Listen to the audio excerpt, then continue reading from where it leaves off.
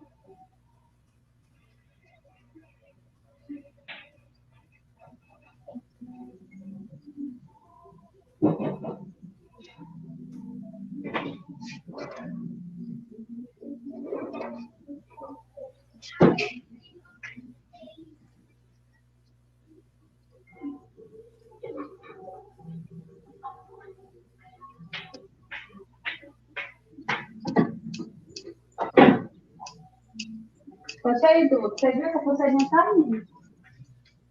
Olha essa pulseirinha. Pega lá a pulseirinha.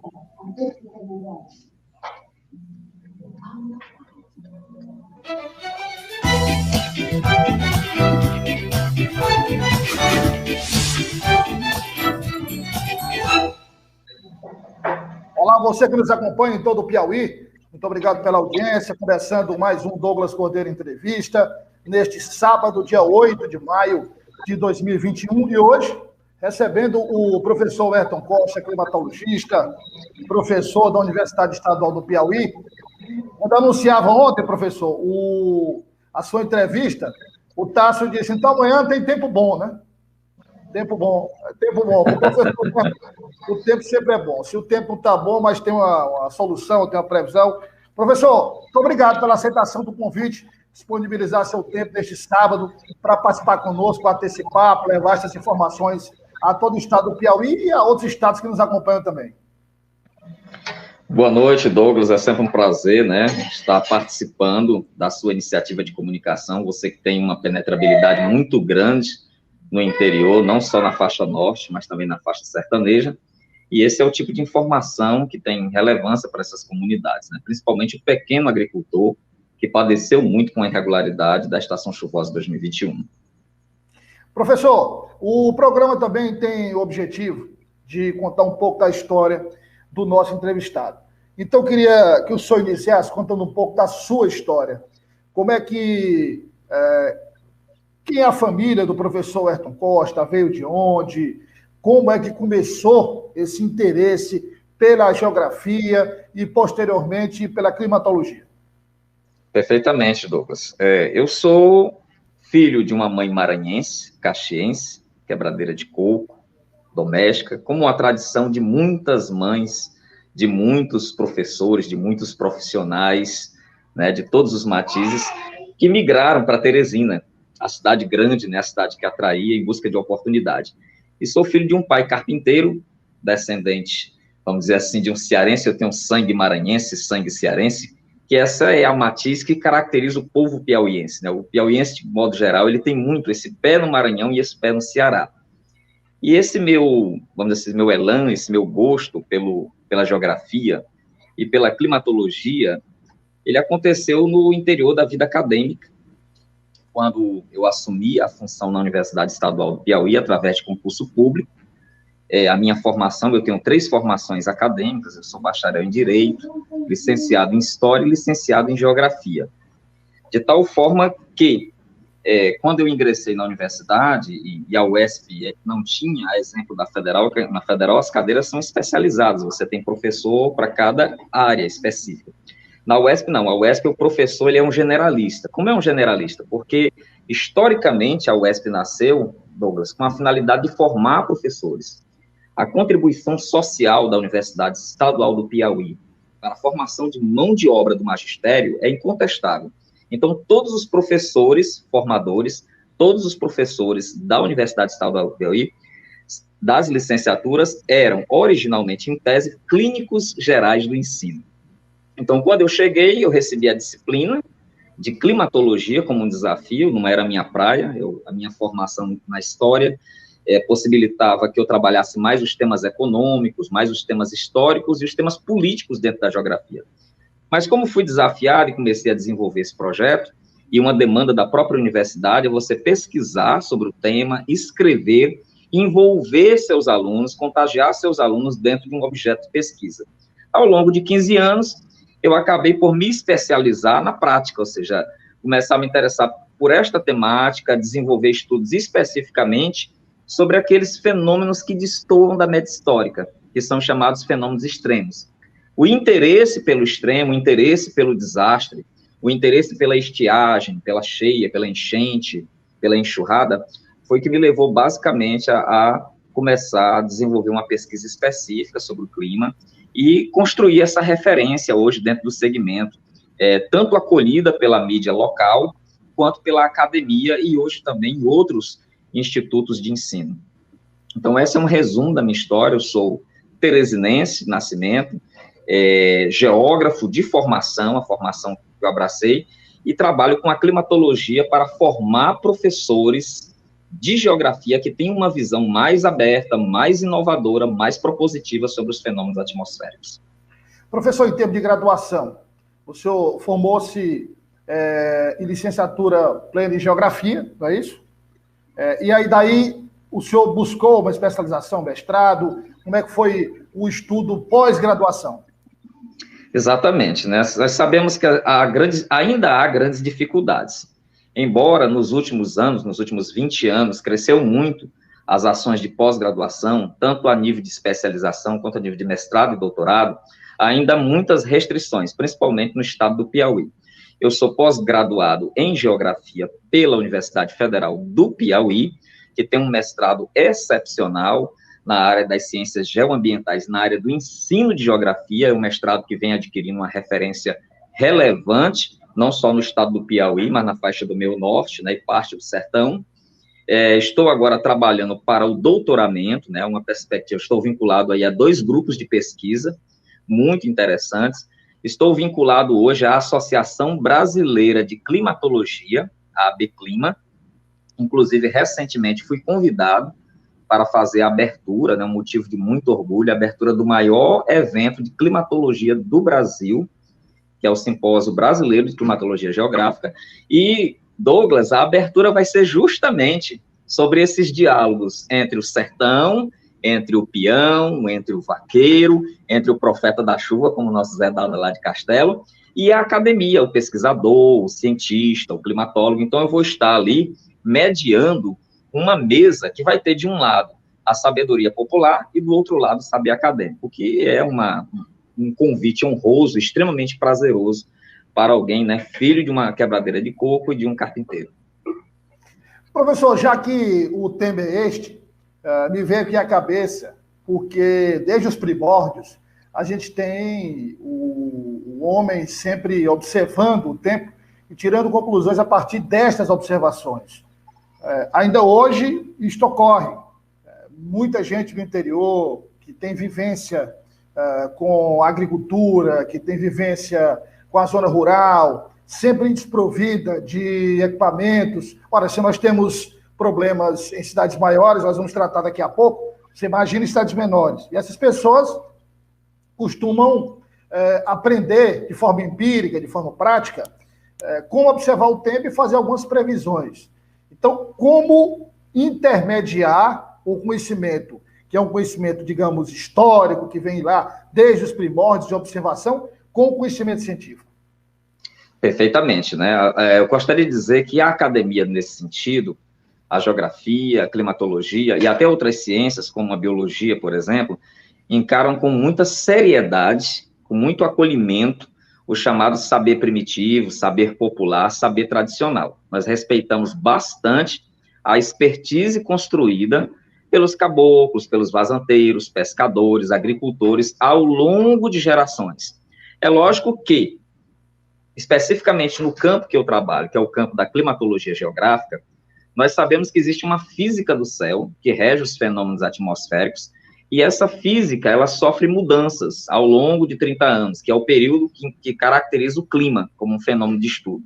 Então, essas mudanças, nem sempre elas são percebidas pela sabedoria popular. A sabedoria popular, ela trabalha com padrões. Esses padrões são os sinais da natureza. É o sinal do pássaro, é o da formiga, é o da rã, o cardume de peixes, da floração de uma determinada planta.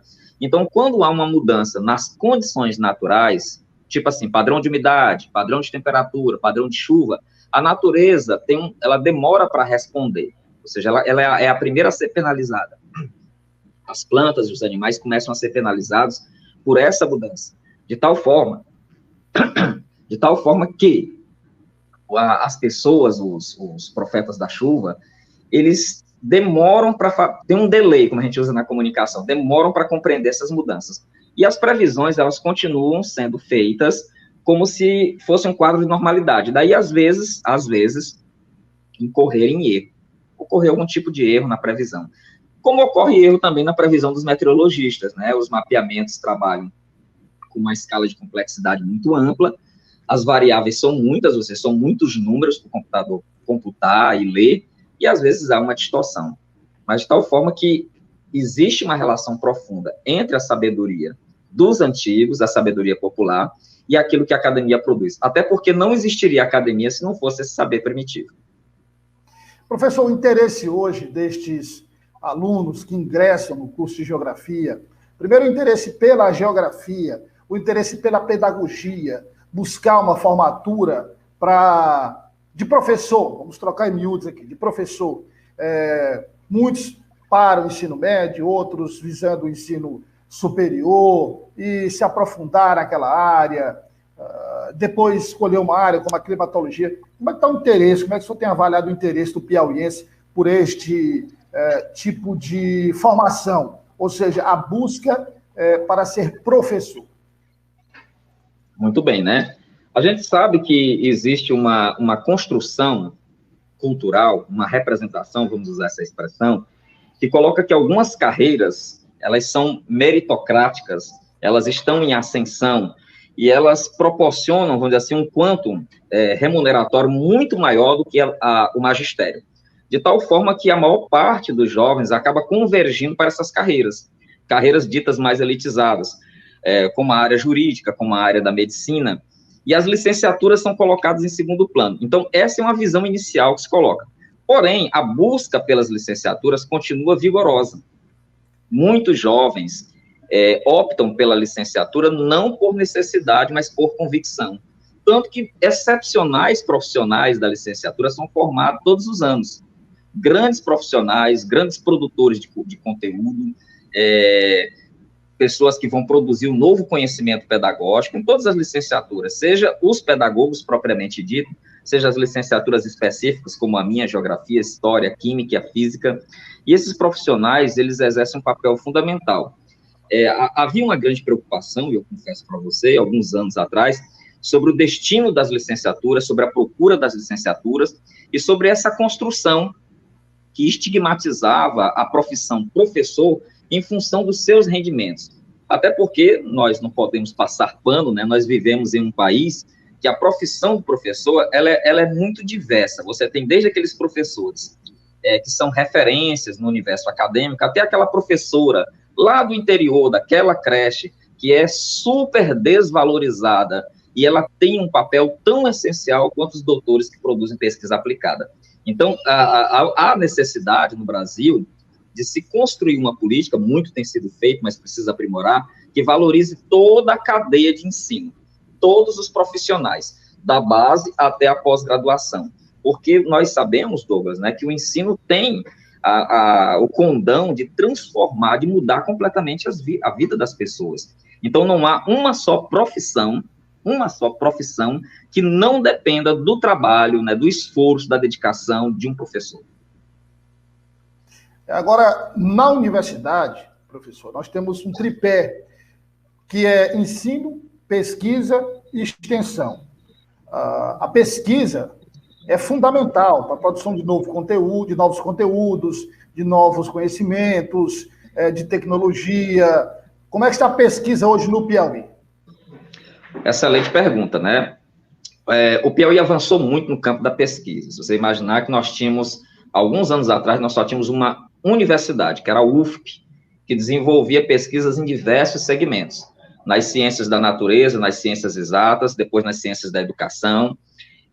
Chegou a UESP e vieram também os IFES, né, o IFP, por exemplo, e as faculdades particulares. Hoje nós temos um rol integrado de instituições de pesquisa trabalhando em diversos campos, mas nós devemos também, claro, que sinalizar que pesquisa, ela tem um custo, ela necessita de um investimento. Algumas pesquisas, por exemplo, necessitam de um certo aporte de capital na aquisição de insumos, na montagem de laboratórios, na necessidade do financiamento de atividades de intercâmbio, de pós-graduação, de pós-doc, para que elas alcancem a sua plenitude e para que elas produzam um produto, uma tecnologia ou um conhecimento novo que possa fazer com que a universidade cumpra a sua função social. De modo geral, se a gente for analisar na plataforma que gera em si as principais produções acadêmicas do Brasil, a plataforma Lattes, que registra os currículos, e o CAPES, que faz, vamos dizer assim, a gestão da pesquisa no Brasil, nós vamos observar que o Piauí vem se destacando bastante, principalmente no registro, Douglas, de algumas patentes. Nós temos destaques importantes na química, na física, na engenharia de materiais, que é uma tendência, né, na engenharia elétrica, e, por que não, avanços extraordinários no campo da educação. Nossos pesquisadores das ciências da educação, das licenciaturas, têm se destacado em vários eventos nacionais e internacionais. Existe uma grande produção, mas agora vem o outro lado da questão. Não basta ter uma grande produção científica, mesmo em condições adversas de financiamento. Essa pesquisa precisa chegar até aquelas pessoas que precisam desse produto. Ela precisa ser difundida, ela precisa ser divulgada, ela precisa ser... Ok? Então, existe uma série de procedimentos que devem ocorrer para que aquilo que é gerado com recurso público da universidade pública se transforme num benefício social. E é aí que entram as políticas públicas, é que entra o diálogo entre os entes da União, do Estado e dos municípios com as universidades, para que esses produtos da universidade possam ser adaptados às realidades locais. Olha, você que está nos acompanhando, compartilha a nossa transmissão, compartilha aí o nosso link, você vai no Facebook, faz o compartilhamento, distribui nos grupos do WhatsApp, para a gente ir mais longe, chegar a mais pessoas acompanhando a entrevista com o professor Ayrton Costa.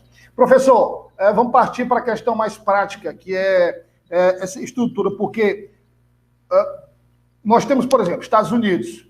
Os furacões são muito comuns nos Estados Unidos e tem toda uma tecnologia voltada para a previsão desses fenômenos.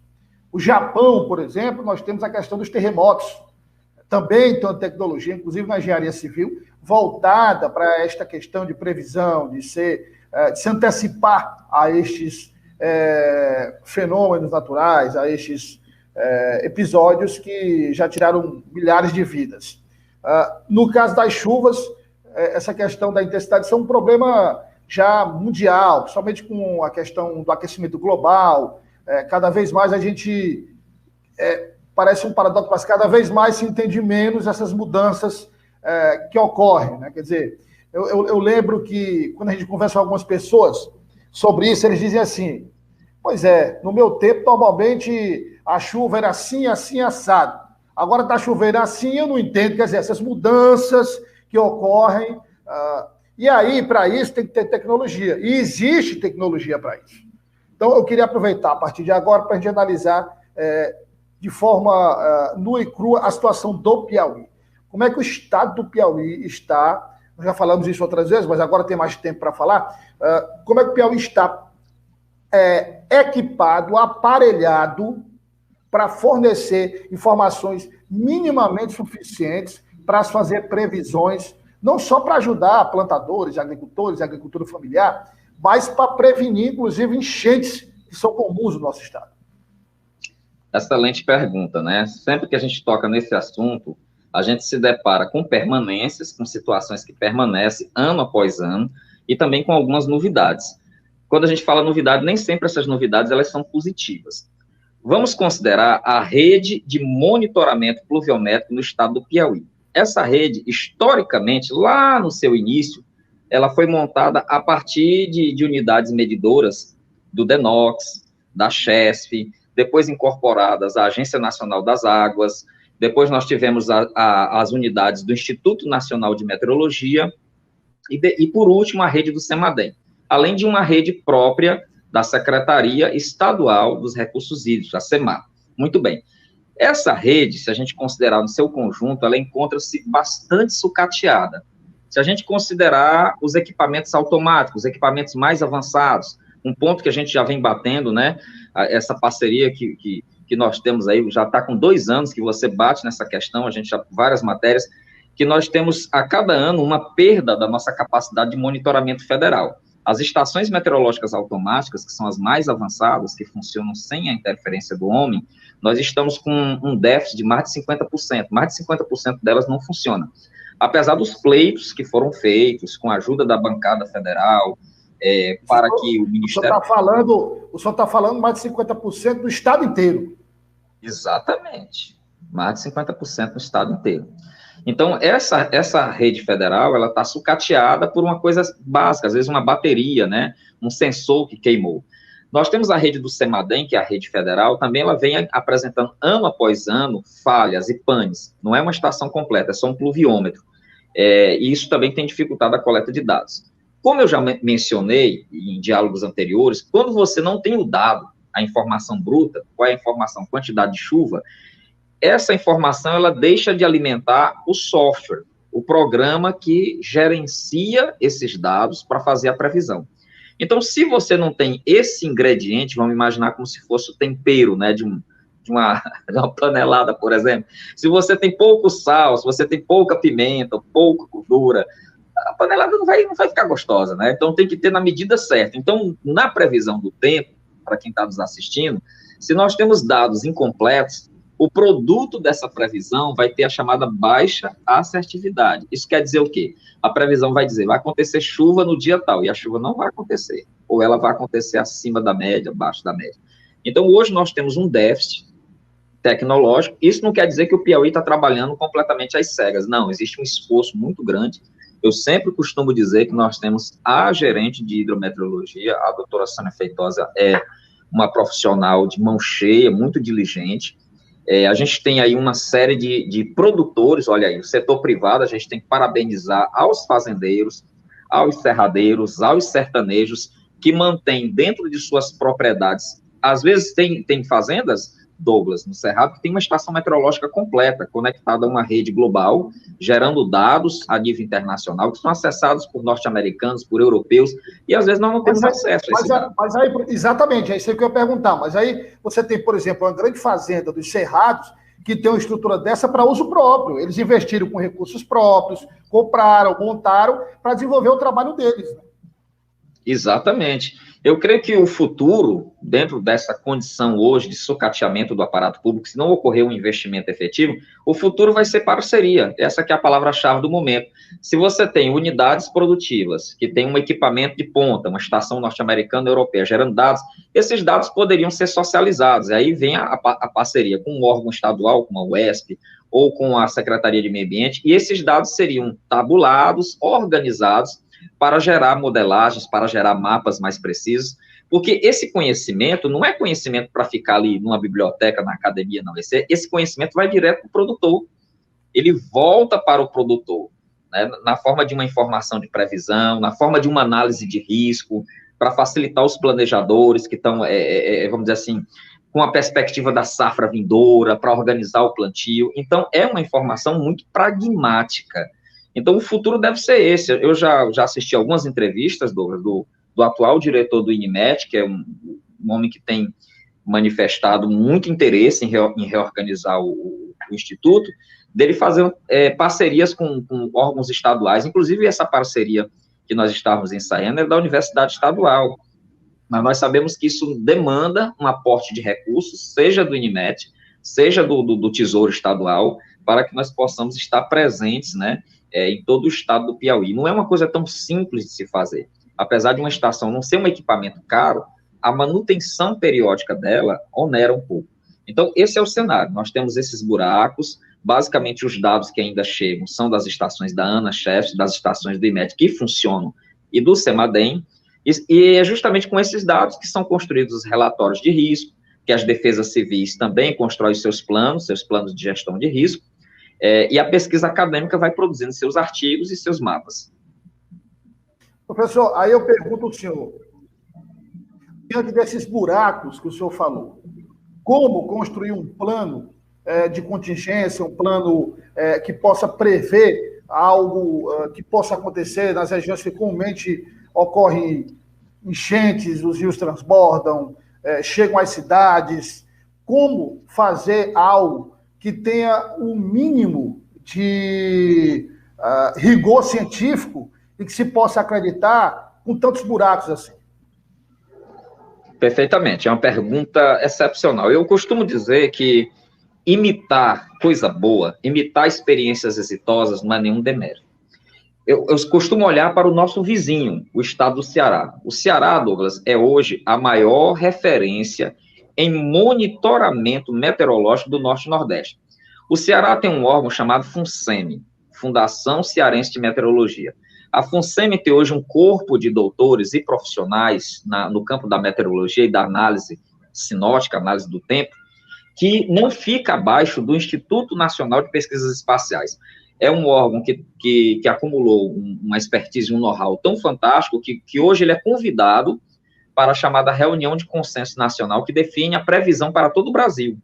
Então, se a gente temos que nos mirar no exemplo do Ceará, o Ceará tem um radar, o Ceará tem várias estações estaduais, e você imagina, e por que o Ceará tem toda essa estrutura? Bem, convenhamos, o Ceará tem menos água subterrânea que o Piauí, o Ceará chove, em tese, menos que o estado do Piauí, o Ceará está suscetível a situações de aridez, de seca extrema, com maior facilidade que o estado do Piauí.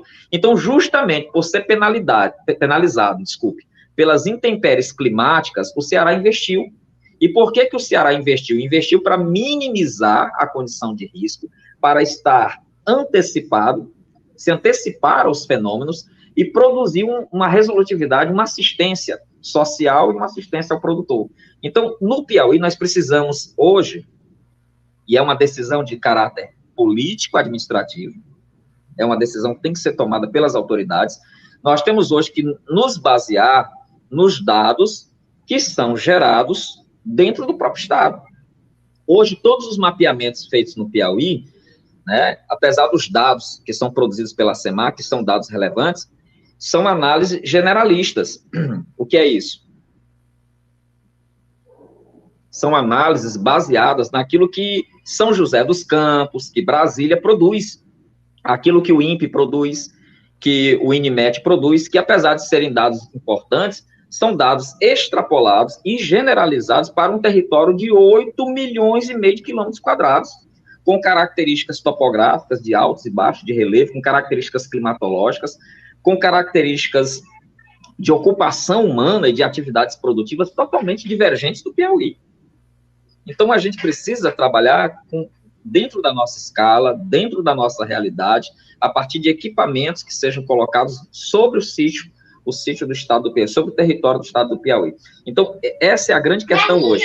Por isso que a eficácia dos planos, ou seja, nós estamos tendo sorte, não estamos enfrentando estiagem brava, estiagem pesada, nem grandes catástrofes, vamos dizer assim, de natureza pluviométrica, mas o nosso preparo está baseado basicamente na boa vontade de grandes profissionais que compõem a Defesa Civil Municipal, de um rol de técnicos muito dedicado, mas sem o instrumental tecnológico, sem o instrumental laboratorial, a gente não tem condição de se antecipar a uma possível tragédia.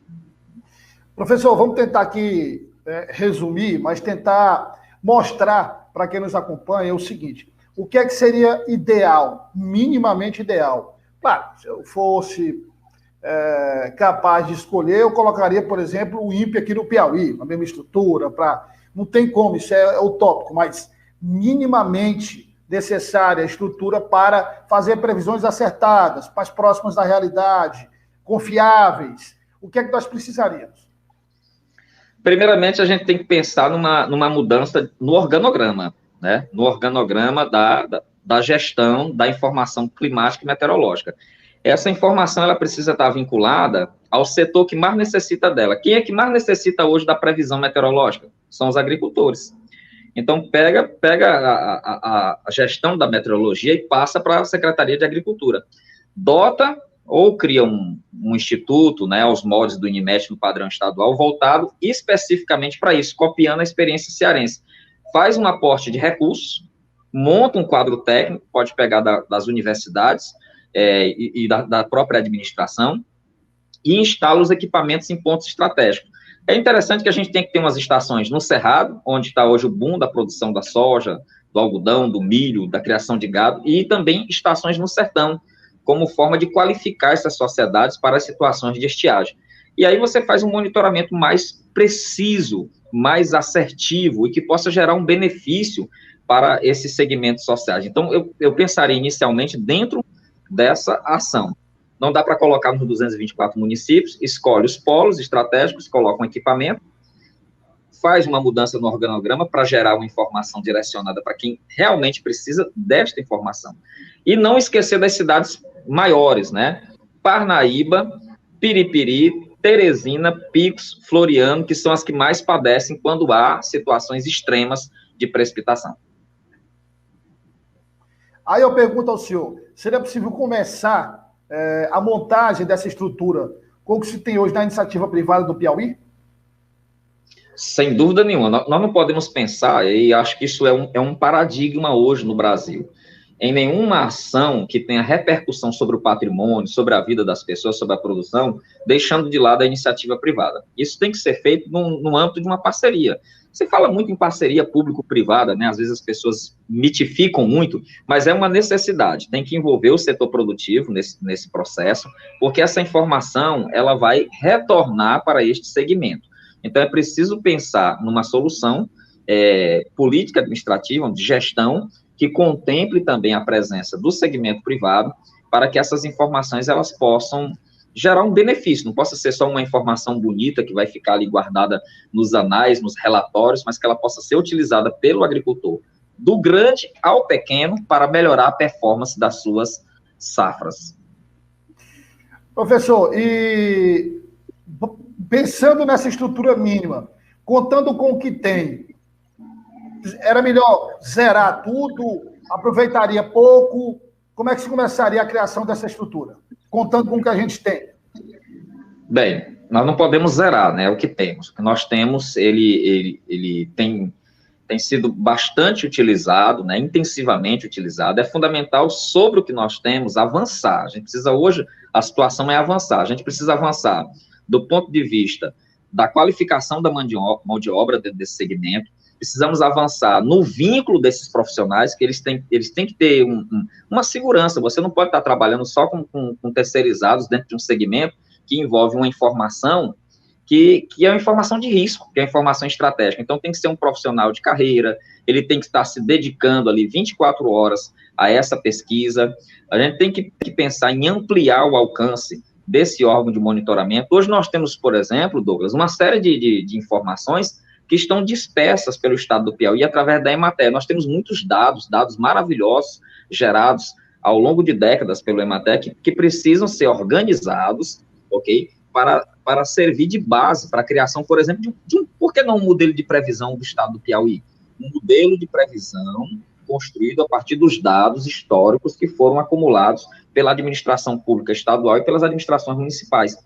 Então, é preciso pensar grande e aproveitar tudo que foi produzido, não é jogar tudo fora, né? A gente tem muita coisa boa produzida, mas é muita informação que foi negligenciada, que a gestão essencialmente política, embora a política seja importante, mas ela não pode ser indiferente a questão técnica. Até porque é a questão técnica que vai balizar e vai qualificar a eficiência da atuação política. O senhor está querendo dizer que, historicamente, durante um longo período, nós temos diversos dados que são importantes, inclusive para a possibilidade de criação de um modelo de clima do Piauí, informações geradas pelo EMATER, enfim, por vários órgãos, que estão soltas aí, que não tem nenhuma compilação, que não tem nenhuma... Além da compilação, que as pessoas da área formem grupos, estudem e formem esse modelo? Exatamente. É necessário, por exemplo, que toda essa base de dados ela seja integrada, né, disponibilizada para o mundo acadêmico e que possa ser a base sobre a qual, futuramente, né, se houver esse interesse por parte da administração, se construa uma modelagem, se construa um software de previsão para o estado do Piauí e para o meio norte. Isso, inclusive, pode ser feito em parceria também, porque as previsões, Douglas, elas não são feitas para uma cidade, 2 cidades, elas são feitas para uma área imensa, de mais de 100 quilômetros lineares. Então, isso pode envolver parceria com o estado do Maranhão, que também não tem um sistema de monitoramento. Hoje, quem faz o monitoramento no estado do Maranhão é o EMA, é a Universidade Estadual, que tem um núcleo de meteorologia, ok? Então, essas parcerias poderiam proporcionar um ganho muito importante para os produtores, tanto da margem esquerda quanto na margem direita da bacia do Parnaíba. Professor, só tem uma noção, o senhor já estudou esses detalhes, ou conversou com alguém da área também?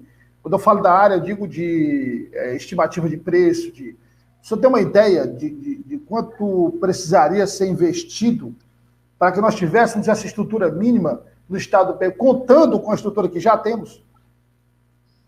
Perfeitamente, né? O volume, ele não, por exemplo, se nós pensarmos em termos de estação meteorológica, olha, estação meteorológica, uma estação, vamos dizer assim, automática, que ela funciona conectada com a internet, claro que não é uma estação do padrão do INMET, essa estação do padrão do INMET, ela é caríssima, mas existem estações de tecnologia norte-americana e até europeia que saem por preços realmente muito bons, muito acessíveis para o estado do Piauí.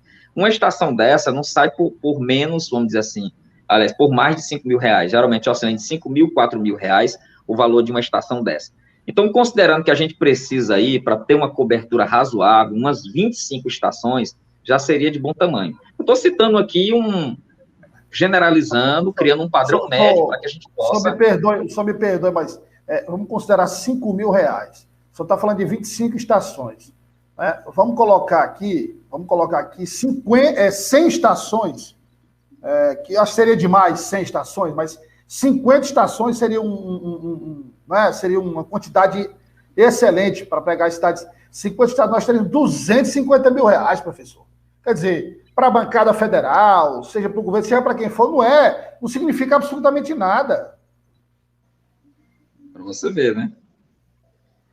Aí nós estamos falando da aquisição. E para montar... Aí tem manutenção, integração dessas estações a uma plataforma, porque geralmente essas estações, elas são integradas por fazendeiros a plataformas estrangeiras, né?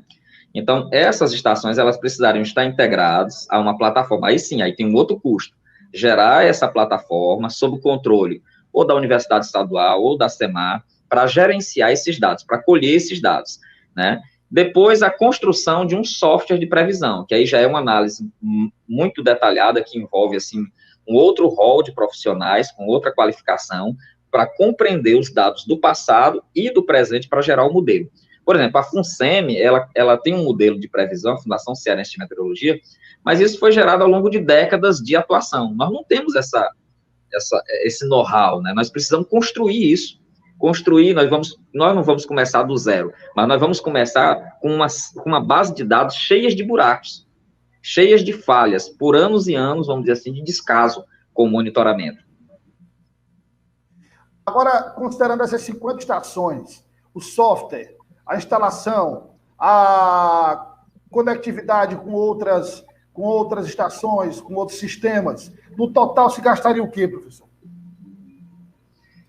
Olha, isso é, como você mencionou mesmo, né? Se nós considerarmos aí que não chega a $500 mil, a 500 mil investimento total para a montagem de uma rede dessa, ok? Uma rede simples que estou falando, né? Uma rede de estação conectada a um órgão de monitoramento para gerir dados. Então, seria o investimento inicial, né, para poder ampliar um pouco a nossa rede, que está muito capenga. A gente tem uma rede extremamente deficitária. Então, aí, R$ 1 bilhão de reais, considerando aquisição, instalação, e depois a questão da manutenção, professor, para que essa rede nova não chegue ao estágio que está atual. Exatamente, né? Aí a manutenção é que está o pulo do gato, né? Eu não tenho números atualizados.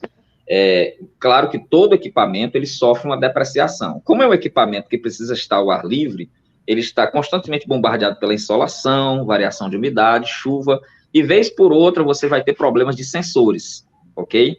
Sensores que podem apresentar uma falha e naturalmente comprometer. Então, essa manutenção é justamente o mecanismo que pode onerar. E aí a grande preocupação, e aí já não é uma preocupação de natureza técnica sobre o funcionamento do equipamento, mas é uma preocupação de natureza da gestão, da forma contratual, como são concebidos os contratos de manutenção, de terceirização desses serviços. Então, o que pode onerar, naturalmente, é o processo da manutenção, e não necessariamente a compra do equipamento.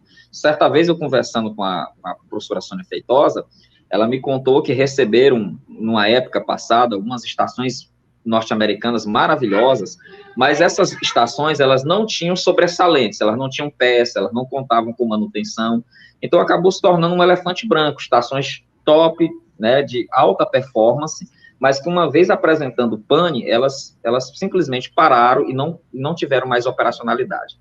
Então, é também fundamental pensar no tipo de equipamento, se esse equipamento tem representantes no Brasil, se tem manutenção no Brasil, né, e a forma de contratação. Inclusive que esse é um território muito melindroso, né, porque geralmente há muita dificuldade quando há somente um fornecedor e só uma empresa que faz manutenção. Professor, e hoje no Piauí, o que é que nós temos de concreto, o que é que se pode fazer com o que se tem hoje no estado do Piauí? Efetivamente, na prática, o que é que se pode fazer? Muito bem, né? Hoje o estado do Piauí, ele conta com uma rede de informação, como eu já te falei. É a rede federal, o que funciona na rede federal, as estações meteorológicas, as estações do CEMADEM, o trabalho de monitoramento desenvolvido pela Secretaria de Meio Ambiente, através da Gerência de Hidrometeorologia. Essa base de dados é que é utilizada, também utilizando as chamadas previsões do INMET e do CPTEC, para criar a informação que orienta o nosso produtor. Então, existe um trabalho, um grande trabalho que a gente tem que parabenizar, que é um trabalho mais do capital humano, da determinação. Eu parabenizo, assim, de plano demais a professora Sônia Feitosa por esse trabalho, e a gente se alimenta deste trabalho, utiliza as informações geradas pela SEMAR, informações regionalizadas, porque ela é a única que produz esse tipo de informação, essa informação específica voltada para o nosso estado. No mais, todas as informações que nós recebemos são informações generalistas. São os relatórios produzidos pelo INMET, que é o Instituto Nacional de Meteorologia, pelo INPE-CPTEC e pelo CEMADEM, que, vez por outra, Douglas, abordam detalhes, quando ocorrem aquelas situações extremas, uma enxurrada, um desabamento, um volume de chuva acima da média, aí vira notícia nacional. Então, quando acontece esse fato, o ponto fora da curva é que os órgãos nacionais passam a olhar com mais atenção. Dentro de uma condição de normalidade, esses órgãos não produzem nada de muito relevante. Então, sobra apenas para a ação do estado do Piauí, né, a partir da semana. E o que sobra para o estado do Piauí, é possível trabalhar com a demanda que temos? De saber se esse ano o período chuvoso pode gerar alagamentos em áreas que já sabemos que são suscetíveis a esse tipo de problema? Perfeitamente, né? Por que a análise estadual ela acaba se tornando insuficiente? Ela se torna insuficiente porque ela não pode atingir com um grande nível de assertividade todo o estado do Piauí. Falta dados, então, o que a gestão de dados no estado do Piauí faz é um trabalho sobre-humano, né, de muita dedicação, mas existe sempre alguma lacuna, de tal forma que existe uma adaptação da modelagem nacional para a realidade estadual, porque nós não temos um modelo, nós não temos essa modelagem, nós nunca investimos nisso. Então, existe essa adaptação, e justamente por ocorrer essa adaptação, nós estamos suscetíveis a algum tipo de falha, o que é perfeitamente natural, como o Maranhão sofre, como o Rio Grande do Norte sofre, ou seja, diferente, por exemplo, da Bahia, do Pernambuco, do Ceará, que tem uns órgãos de monitoramento que tem uma estrutura um pouquinho melhor do que a nossa. Professor, vamos aproveitar aqui e fazer uma análise desse período chuvoso aí, que desde o início, até os dias atuais, para as pessoas que estão nos acompanhando, é sempre uma informação que as pessoas buscam. Como é que ele pode ser caracterizado até agora? Foi dentro da previsão? Foi abaixo da previsão ou acima da previsão? Perfeitamente, né? Eu vou fazer duas análises rápidas. Primeiro, análise climatológica. Para quem está nos ouvindo, o que é análise climatológica? A análise climatológica é a de longo prazo. É aquela que é feita 1 mês, 2 meses, 3 meses antes. A análise climatológica falhou. Falhou brutalmente. Lá em novembro, existia uma perspectiva, outubro, novembro, extremamente otimista para o período chuvoso. Tínhamos a condição de laninha, e pela condição de laninha, por tradição, nós teríamos um período chuvoso muito vigoroso, inclusive com possibilidade de quadros de enchente, de quadros de inundação. Não aconteceu, ok? Então, o período chuvoso ele foi bastante irregular. E a gente já sabe quais as explicações físicas e atmosféricas para esse fenômeno, a condição do oceano. Oceano frio, o Atlântico ficou frio por muito tempo, prejudicou demais a qualidade da chuva, a chuva desviou para a faixa amazônica. Essa é a explicação climatológica. Do ponto de vista meteorológico, as previsões acertaram. Todas as previsões. O que é o ponto de vista meteorológico? É aquela previsão de 10 dias, 15 dias estourando. Todas as previsões foram assertivas. Ou seja, quando o previsor dizia, olha, vai chover semana tal, estava chovendo, vai secar. Então, porque a previsão ela conseguiu captar esses sinais. Porém, para quem planta, para quem está na lida agrícola, você colocar uma informação é como um tiro a queima-roupa. Você diz assim, ó, daqui a 10 dias chove. Não tem logística no mundo, né, para o cidadão se preparar para uma situação de chuva mais abundante. Quando a informação ela é dada assim a queima-roupa. Então, do ponto de vista meteorológico, a estação, ou seja, as previsões foram assertivas, mas elas pouco contribuíram, a não ser para as cidades, condições de risco que foram sinalizadas, de chuva mais intensa. Então, nós tivemos uma estação muito irregular. A chuva foi muito mal distribuída. A gente tem a quadra chuvosa, né? Janeiro, fevereiro, março e abril. Todos os meses são completamente diferentes. Se a gente considerar, por exemplo, janeiro ficou abaixo, fevereiro ficou acima, março ficou parcialmente acima, entre normal e acima, e abril ficou abaixo para a maior parte dos 224 municípios. O que nós estamos vendo aí é um cenário de muita irregularidade. Agora, em maio, muitas pessoas comentam, maio é pós-estação, já não é mais estação chuvosa, é pós-estação. Nós estamos vendo alguns casos curiosos. É um período de pouca chuva, mas nós já temos municípios, Douglas, engatilhados, municípios que já ultrapassaram o volume de chuva para maio em apenas 7 dias. Vários municípios, eu tenho aqui uma relação de municípios, por exemplo, Batalha, né? Batalha tem uma média de 203 milímetros para maio, ainda chove bem em Batalha, só que já está com 211,2, ultrapassou. Matias Olimpo, por exemplo, é 208 milímetros, mas já está com 205,6, vai ultrapassar com facilidade. Caxingó, a média é 193, já captou 208 milímetros. Olha a sua cidade, Castelo, a média de Castelo é de 92 milímetros para maio, nós já estamos com 106,2 milímetros, e vem mais chuva para Castelo. Então, nós estamos aí em um cenário de anomalia positiva, e aí as pessoas perguntam, poxa, maio, que geralmente as chuvas definham, o que é que está acontecendo? É o gatilho do oceano. O oceano ficou frio, começou a esquentar, só que esquentou de forma retardatária, ou seja, esquentou aos 45 do segundo tempo, ou seja, o jogo está terminando, e agora que o oceano quer fazer o gol. E aí a pergunta que eu faço, é esquentar de forma tardia. Pode prolongar esse período chuvoso?